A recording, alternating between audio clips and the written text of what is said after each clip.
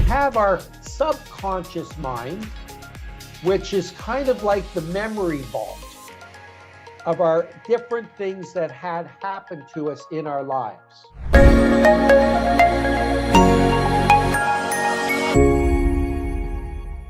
One of the people that I alluded to that I've had the great pleasure to get to know, and I'm probably a 20+ year friend, was a man by the name of Bob Proctor. And Bob recently died. God bless his soul. But Bob's literally his whole life was dedicated towards the power of the mind. He started in his early 20s working with Earl Nightingale. And probably for a lot of people today, unless you're in the self-help business, that name wouldn't mean anything to you. But Earl Nightingale is the only speaker ever to be awarded a platinum album. That's how much his stuff resonated with people at the time.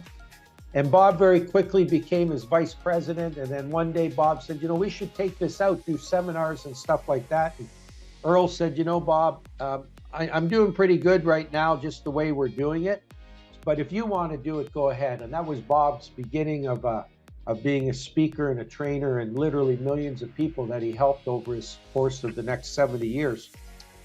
But one of the things that I learned from Bob is that 90% of the success that we have in life is based on our attitude. It's based on our attitude. 10% is what we do with it. Now, we could argue a little bit about those percentages, and I'm not sure that's really necessary.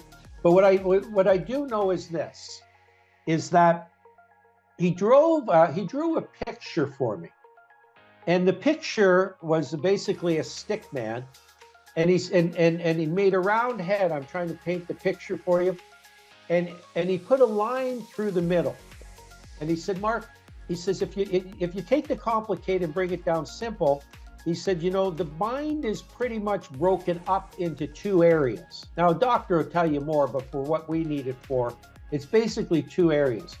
We have our subconscious mind, which is kind of like the memory vault of our different things that had happened to us in our lives.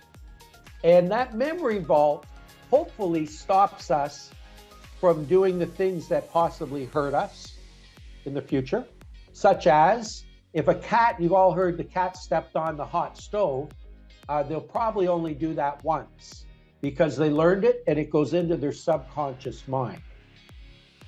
And that subconscious mind actually is in control of what you might call your conscious mind, because it's previous activities or previous experiences that teach us or that remind us either to do something again because we enjoyed it, or not do something again because it hurt us.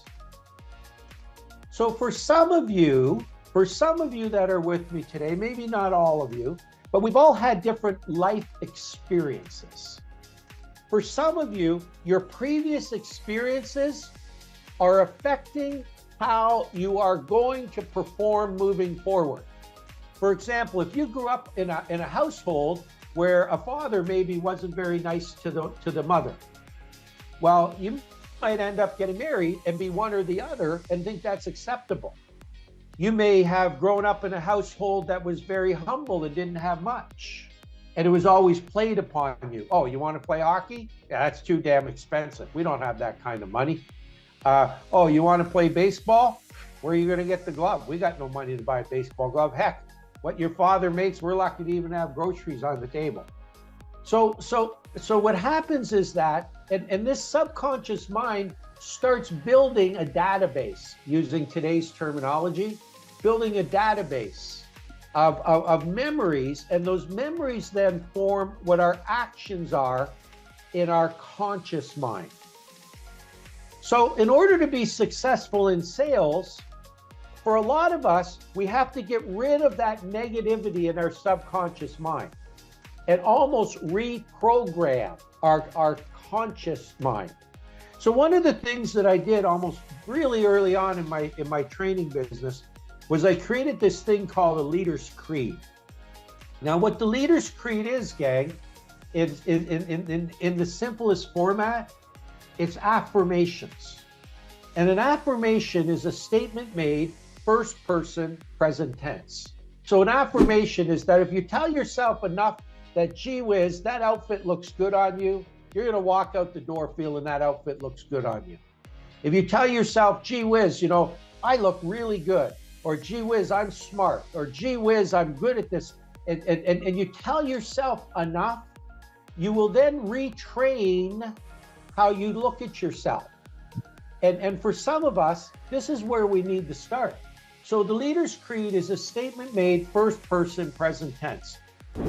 Please subscribe below to receive all the videos and let us know what you think. We'd love to hear from you. I'm Mark Leader. See you soon.